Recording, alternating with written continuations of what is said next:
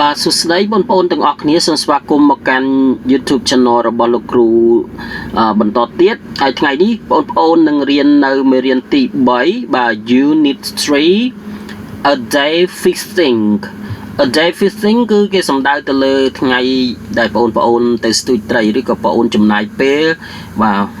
មួយថ្ងៃហ្នឹងទៅស្ទូចត្រីគេហៅថា A day fishingអូខេតោះឥឡូវយើងចូលដល់មេរៀនទី3ចំណុច A A day fishing my weekend បាទអញ្ចឹងសំដៅទៅលើថ្ងៃចុងសប្តាហ៍របស់បងប្អូន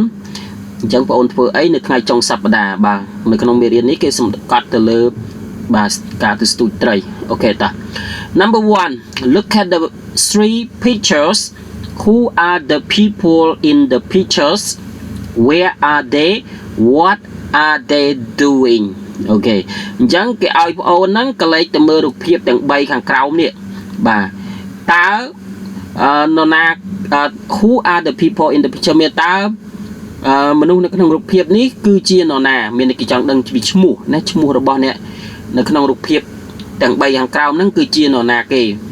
where are they ហើយពួកគេនៅឯណា what are they doing តើពួកគេកំពុងធ្វើអ្វី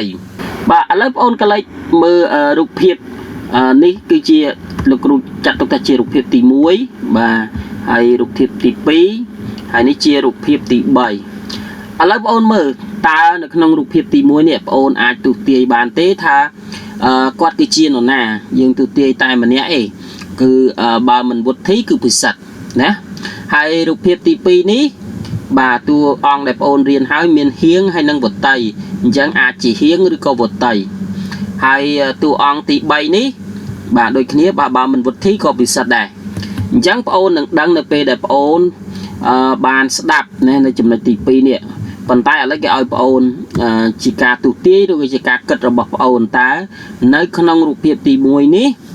បាទពួកគាត់គឺជានរណាបាទឥឡូវបងប្អូនសាកទាយលេងមើលអាចជាវុទ្ធីឬក៏ពិសិដ្ឋហើយបាទ where are they អញ្ចឹងកន្លែងនេះប្រកាសជានៅគេហៅថា volleyball court volleyball court ហ្នឹងបងប្អូនប្រែថាតារាងបាល់ទះបាទអញ្ចឹងកន្លែងនេះគាត់នៅតារាងបាល់ទះចំណែករូបភាពទី2នេះបាទអាចជាហៀងឬក៏វុតីអញ្ចឹង maybe she is in the living room or the bedroom យេអញ្ចឹងប្រហែលជានៅបន្ទប់ទទួលភ្ញៀវឬក៏បន្ទប់គេងអានេះប្រហែលជាបន្ទប់គេងណានេះគាត់ថាបងប្អូនទស្សន៍ទាយទៅជានៅកន្លែងទីកន្លែងនេះហើយនៅក្នុងរូបភាពទី3នេះបាទបើមិនវុទ្ធីក៏ពិសិដ្ឋដែរហើយកន្លែងនេះគាត់ប្រហែលជានៅណាបងប្អូនអាចនៅទន្លេបឹងឬក៏សមុទ្រអូខេឬក៏នៅស្រះអាហ្នឹងគាត់ជាការទស្សន៍ទាយរបស់បងប្អូននេះអូខេមួយទៀត what are they doing តើពួកគេកំពុងធ្វើអ្វី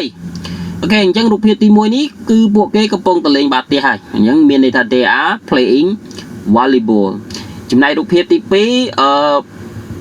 2she is studying yeah or reading or doing homework នាងកំពុងអានសៀវភៅកំពុងធ្វើកិច្ចការផ្ទះឬក៏កំពុងសិក្សាអីមួយ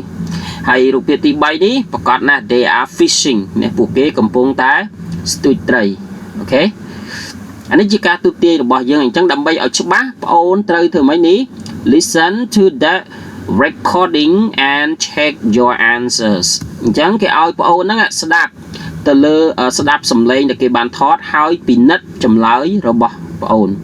បាទ recording នេះគេសំដៅទៅលើសំឡេងដែលគេបានថតអញ្ចឹងបងអូនត្រូវស្ដាប់សំឡេងហ្នឹងហើយពិនិត្យចម្លើយរបស់បងអូន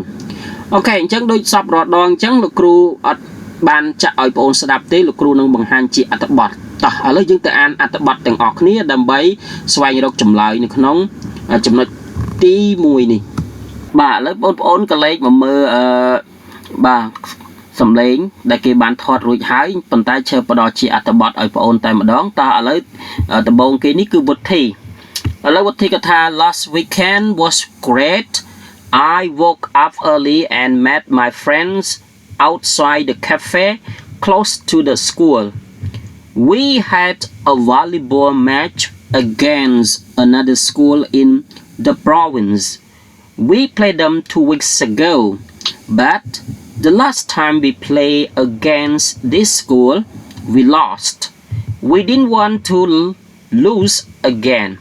so we practiced every day we played brilliantly and we won easily. After the match, we stopped at a restaurant in the town to celebrate. My friend ate a lot of food, but I didn't eat anything because I was so excited. Here, okay, last week I studied for my chemistry test. I was so unhappy. I'm not very good at chemistry, so I have to study very hard. I studied upstairs most of the day. My mom cooked lunch for me, so I did have a short break at around noon, but then it was back to work. I didn't stop all day. Some of my friends went to the cinema, but I didn't go because I was too busy, and I had to do the same thing again on Sunday. It was terrible. Besides, I went fishing last weekend and it was great. I went with my dad and my sister. We drove for about 1 hour to get to the river. We were all very excited. My little sister sat and watched my dad for an hour so she could learn how to fish. I caught lots of fish, but my sister didn't catch any. We didn't eat any of the small fish. My dad decided to put them back into the river because they were too small to eat. My dad caught the most fish, but guess who caught the biggest? Yes, it was me. I had a fantastic time.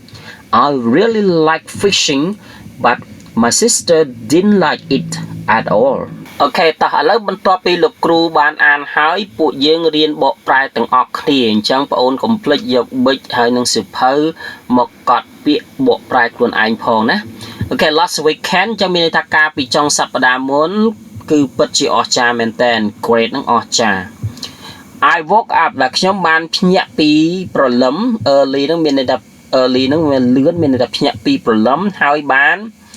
ជួបណាមិត្តភ័ក្តិរបស់ខ្ញុំនៅខាងក្រៅបាទខាងក្រៅហាងកាហ្វេមួយ outside នៅខាងក្រៅ cafe ហាងកាហ្វេមួយ close to the door បាទ close to នេះនៅចិត្តបាទនៅចិត្តសាលាពួកយើងមានការប្រកួតបាល់ទាត់sorry ពួកយើងមានការប្រកួតបាល់ទះជាមួយនឹងសាលាមួយទៀតនៅក្នុងខេត្តបាទនៅខេត្តពួកយើងបានលេងណាបានលេងជាមួយនឹងពួកគេហ្នឹងកាលពីសប្តាហ៍មុនប៉ុន្តែណាប៉ុន្តែអាការលេងចុងក្រោយហ្នឹងពួកយើងយ៉ាងម៉េចអាការលេងចុងក្រោយជាមួយនឹងក្រុមនោះពួកយើងបានចាញ់បាទកន្លែងហ្នឹងមានន័យថាក្រុមរបស់វុធីហ្នឹងបានចាញ់នៅពេលដែលលេងជាមួយក្រុមហ្នឹង we didn't won បាទពួកយើងមិនចង់បាទចាញ់ម្ដងទៀតទេបាទអញ្ចឹងពាក្យថា lost នេះជា part របស់ lose បាទអញ្ចឹងប្រែថាចាញ់ again ហ្នឹងម្ដងទៀតដូច្នេះពួកយើងនេះអនុវត្តមានតែ work hard ណា practice ហ្នឹងមានតែហាត់រាល់ថ្ងៃពួកយើងបានលេងយ៉ាងល្អ brilliantly បាទ brilliantly ហ្នឹងមានយ៉ាងអស្ចារ្យយ៉ាងលយអញ្ចឹងមានយ៉ាងល្អណាពួកយើងបានលេងយ៉ាងល្អហើយពួកយើងបានឈ្នះយ៉ាងងាយស្រួលបាទមានពួកយើងលេងយ៉ាងល្អហើយបានឈ្នះដោយងាយស្រួល easily after the match បាទបន្ទាប់ពីការប្រកួតពួកយើងបានឈប់នៅឯហាងមួយនៅក្នុងទីក្រុងដើម្បីប្រារព្ធពិធីអបអរសាទរមិត្តភ័ក្តិរបស់ខ្ញុំបានញ៉ាំម្ហូបជាច្រើនប៉ុន្តែខ្ញុំបាទ ate នេះមកពីពាក្យថា eat ចាបានញ៉ាំម្ហូបមានញ៉ាំម្ហូបអាហារជាច្រើនប៉ុន្តែខ្ញុំមិនបានញ៉ាំអ្វីទេពីព្រោះអីពីព្រោះថាខ្ញុំនឹង excited បាទរំភើបពេក it was so good វាពិតជាបាទសប្បាយរីករាយមែនតើឬក៏ពិតជាល្អមែនតើបាទឥឡូវបងអូនក៏លេចមកមើលហៀងម្ដងកាលពីចុងសប្តាហ៍មុនបាទខ្ញុំបានសិក្សាវិញ្ញាសាគីមីវិទ្យា chemistry test ហ្នឹងមានវិញ្ញាសាគីមីវិទ្យាខ្ញុំអត់សប្បាយចិត្តទេ unhappy មកពាក្យថា happy សប្បាយដល់ពេលបងអូនថែមពាក្យ un មកទៅជាខ្ញុំមិនសប្បាយចិត្តទេ I'm not very good បាទខ្ញុំមិនពូកែខាងគីមីវិទ្យាទេ good at នេះបងអូនប្រែថាពូកែខាងណា ចឹង I'm not very good at មានតែខ្ញុំមិនពូកែខាងគីមីវិទ្យាទេដូច្នេះបាទខ្ញុំត្រូវសិក្សាវាឲ្យបានខ្លាំងណាខ្ញុំបានរៀននៅជាន់ខាងលើ upstairs ជាន់ខាងលើពេញមួយថ្ងៃ most of the day my mom cook បាទម្ដាយរបស់គាត់នឹងបានចម្អិនអាហារថ្ងៃត្រង់ឲ្យខ្ញុំបាទមានន័យថាម្ដាយរបស់ហៀងបានចម្អិនអាហារថ្ងៃត្រង់ឲ្យហៀងដូច្នេះហៀងនឹងយ៉ាងម៉េចហៀងនឹងគាត់បានមានពេលសម្រាប់បន្តិចនៅពេលរសៀលប៉ុន្តែ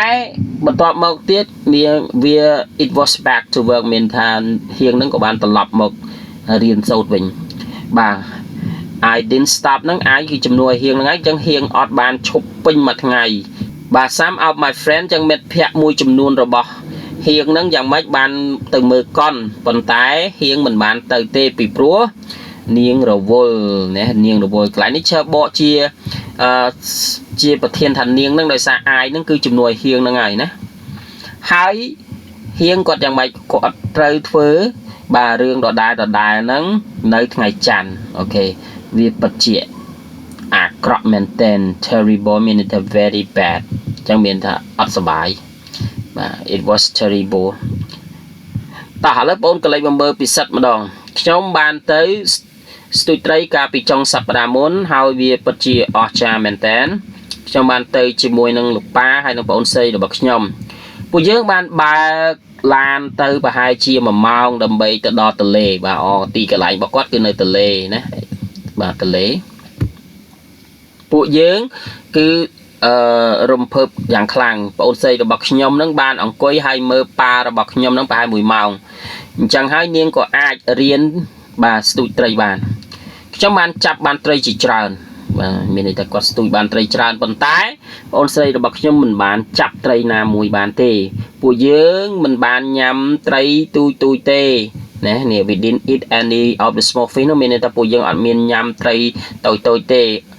ប៉ារបស់ខ្ញុំបានសម្រេចចិត្តប្រឡែងពួកវាវិញមានតែ put them back into the river យើងថាដាក់ពួកវាត្រឡប់ចូលក្នុងទឹកអញ្ចឹងយើងអាចថាប្រឡែងពួកវាចូលទៅក្នុងទន្លេបាទ sorry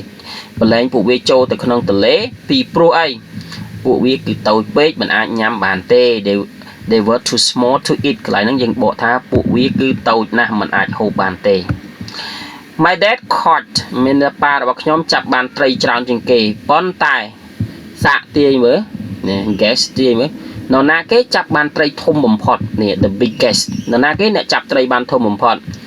គេថា yeah គេអត់សាទៅក្នុងគេថា it was me គឺខ្ញុំហ្នឹងហើយអញ្ចឹងពិសិដ្ឋគេថាគេចាប់បានត្រីធំខ្ញុំបានមានពេលវេលាដែលខ្ញុំពិតជាសប្បាយរីករាយមែនទែន I had a fantastic time នេះយើងអាចថាមានពេលវេលាដ៏អស្ចារ្យយើងអាចបោះថាខ្ញុំពិតជាសប្បាយរីករាយខ្លាំងមែនទែនខ្ញុំពិតជាចូលចិត្តការស្ទូចត្រីប៉ុន្តែបងអូនស្រីរបស់ខ្ញុំមិនចូលចិត្តទាល់តែសោះបាទ didn't like it at all អូខេអញ្ចឹងចប់ហើយក្នុងការបកប្រែហើយនឹងការអានរបស់លោកគ្រូកាលពីមុនឥឡូវបងអូនកលេចមកមើលបងអូនរកចម្លើយមើលអញ្ចឹងចម្លើយបងអូនទាយត្រូវឯនេះទី1នេះគឺវុធីណាអញ្ចឹងវុធីគាត់លេងបាល់ទះអញ្ចឹងបងអូនអាចទាយថានៅក្នុងរូបភាពទី1ហ្នឹងគឺវុធីហើយបាទហើយទីកន្លែងគាត់នៅណាគឺកន្លែងបាល់ទះហើយពួកគាត់កំពុងធ្វើអ្វីពួកគាត់គឺកំពុងលេងបាល់ទះហ្នឹងហើយចំណែកឯរូបភាពទី2នោះនៅក្នុងវីដេអូនៅក្នុងបាទចំណុចមុនហ្នឹងមានន័យថារូបភាពហ្នឹងគឺហៀងបាទអញ្ចឹងបងអូនអាចទាយថាមនុស្សនៅក្នុងរូបភាពហ្នឹងគឺហៀងហើយនាងកំពុងធ្វើអីនាងកំពុងតែសិក្សា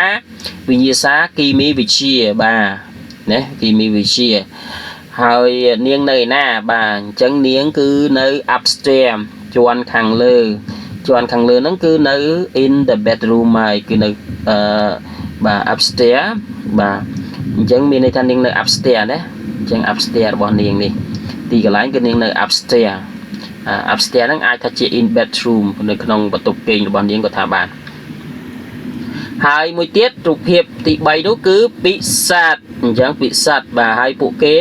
នៅឯណាបងអូនមើលនេះពួកគេគឺនៅបាទ river ណាពួកគេនៅ river នេះកន្លែងនេះបាទនៅ river អញ្ចឹងពួកគេធ្វើអីគឺពួកគេកំពុងតែស្ទូចត្រីតោះឥឡូវយើងត្រឡប់ទៅកាន់ចំណុចទី1នឹងម្ដងទៀតមើល bạn chẳng ôn cái lấy mà mơ chấm nói mùi tí đi lang với móc cứ chẳng cái ai ôn mơ rụp hiệp mình đấy hay kỳ sự tham mình được không rụp hiệp đáng chi nào chẳng ôn đang ấy rụp hiệp tí mùi ní cứ bà vụt thì đấy chẳng dừng ai tàng đa so vi cho vụt thì ai chấm này rụp hiệp tí ní cứ khiêng chẳng dừng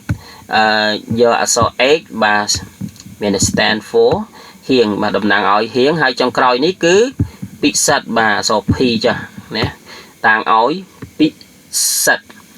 ok chẳng cái số mùi tiết tha phụ kê nơi nè bà ní cứ nơi cái volleyball court bà miền này thân nơi tảng bạc té hay chùm lại hiền mấy quạt cứ nơi upstairs chuan khẳng lỡ bà chuan khẳng lỡ hai chùm này ai bị sạch cứ quạt nơi river ok river nè bạn chẳng đi cái chi chùm lời hay quạt cầm pong thưa vay chẳng ní cứ cầm pong lên bạc té này they are playing volleyball ឬក៏យើងអាចឆ្លើយថា what he is playing volleyball with his friend ណា what he កំពុងលេងបាល់ទះជាមួយនឹងមិត្តភ័ក្តិរបស់គាត់ចំណែកឯហៀងវិញហៀង is studying chemistry test បាទហៀងកំពុងតែសិក្សាវិញ្ញាសាគីមីវិទ្យាចំណែកឯពិសិដ្ឋ is fishing at the river ok អញ្ចឹងយើងបញ្ចប់ចំណុចទី1និងទី2ឥឡូវបន្តមកចូលដល់ចំណុចទី3ចំណុចទី3នេះគេឲ្យបងប្អូនស្ដាប់ម្ដងទៀតណាគេឲ្យបងប្អូនស្ដាប់ម្ដងទៀត Who said these sentences តើនរណាអ្នកនិយាយប្រយោគទាំងអស់នេះណាតើនរណាអ្នកនិយាយប្រយោគទាំងអស់នេះសរសេរអក្សរ V មានតំណាងឲ្យ Woody X បាទតំណាងឲ្យហៀងហើយនិង P នេះតំណាងឲ្យពិសិដ្ឋបាទនៅក្នុងសៀវភៅសរសេររបស់អ្នកអូខេអញ្ចឹងលោកគ្រូគិតថាបងអូនមិនបាច់ចាំទៅស្ដាប់ម្ដងទៀតអីទេដោយសារយើងដឹងសាច់រឿងអស់ហើយតោះឥឡូវយើងធ្វើលំហាត់ទាំងអស់គ្នាតែម្ដង we played them 2 weeks ago បាទអញ្ចឹងតើទៅនឹងការ play មានតែពីណាមានតែ Woody ហ្នឹងហើយព្រោះបាទតើទៅនឹងការលេងបាល់ទះរបស់គាត់នេះអញ្ចឹងមាន Woody ហ្នឹងណាគេដាក់ចម្លើយឲ្យគឺ Woody Letter B I studied for my chemistry test បាទអញ្ចឹងតើតើការសិក្សាមានពីណានេះក្រៅពីហៀងណាបងអូនមើលមើលនេះក្រៅពីហៀងអញ្ចឹងបងអូនដាក់បាទដាក់អីបងអូនដាក់អក្សរ H ទៅនឹងមកបាទបងអូនសរសេរអក្សរ H ចូលទៅនឹងមកជាការស្រេចឲ្យមានន័យថាហៀងហ្នឹងអូខេមួយទៀត my dad caught the most fish អញ្ចឹងតើតើទៅនឹងការចាប់ត្រីមានពីណាគឺនេះបាទមានពីណាមានពិសិដ្ឋហ្នឹងហើយនេះណាអញ្ចឹងតើទៅនឹងការចាប់ត្រីអញ្ចឹងបងអូនដាក់អក្សរ P មកគឺពិសិដ្ឋបាទណាបងអូនបាច់ចាំទៅស្ដាប់អីទៀតទេletter D I caught lots of fish but my sister didn't catch any បាទអញ្ចឹងតើទៅនឹងការចាប់ត្រីទៀតអញ្ចឹងគ្មានពីណាក្រៅពីពិសិដ្ឋទេបាទបងអូនដាក់ពិសិដ្ឋទៀតមកណាងាយស្រួលហើយ letter E we didn't want to lose again ពួកយើងអត់ចង់ចាញ់ទេអញ្ចឹងចង់ចាញ់ឈ្នះមានការប្រកួតបាទនេះមានតែវុធីអញ្ចឹងការប្រកួតបាល់ទះបាទហើយចុងក្រោយ letter F I didn't stop all day ខ្ញុំអត់បានឈប់ពេញមួយថ្ងៃបាទហ្នឹងមានពីណាគឺហៀងហ្នឹងហើយគាត់រៀនពេញមួយថ្ងៃហ្មងបាទគាត់ set ហៀងបាទ terrible អញ្ចឹងលោកគ្រូមានសំណួរមួយតែបងអូនអាចឆ្លើយបានទេលោកគ្រូសួរថាតើនរណាគេដែលមានថ្ងៃចុងសប្តាហ៍ហ្នឹងគឺ terrible ថ្ងៃចុងសប្តាហ៍ដែលថាអត់ល្អមានន័យថាអត់សុបាយបាទនរណាគេក្នុងចំណោម3នាក់ហ្នឹងអញ្ចឹងលោកគ្រូជឿថាបងអូនប្រកាសជាអាចឆ្លើយបានអូខេអញ្ចឹងមេរៀនទី3ចំណុចទី1ទី2ទី3នេះបានដល់ទីបញ្ចប់ហើយអរគុណច្រើនចំពោះបងប្អូនដែលបានទស្សនាតាំងពីដើមរហូតដល់ចប់ហើយបងប្អូនកុំភ្លេចចុច like subscribe នៅវីដេអូរបស់លោកគ្រូផងប្រសិនបើបងប្អូនពេញចិត្តបាទជួបគ្នានៅវីដេអូក្រោយមួយទៀត